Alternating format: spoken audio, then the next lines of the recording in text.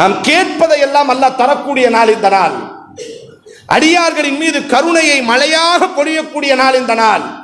தப்பி தவறி கூட நரகம் நுழைந்து விடக் கூடாது என்று நரகத்தை பூட்டக்கூடிய நாள் இந்த நாள்.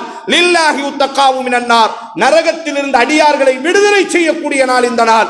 ரப்பே லா மல்ஜா வலா மன்ஜா மின்க இல்லா இலைக், துரத்தினாலும் ஓடினாலும் நடந்தாலும் உன்னை விட்டால் எனக்கு வேற ஒரு கதி இல்லை என்பதாக ஒரு குழந்தை தாய் அடித்தாலும் அந்த தாயினுடைய காலை தான் பிடிச்சிட்டு நின்று அழுகணும்.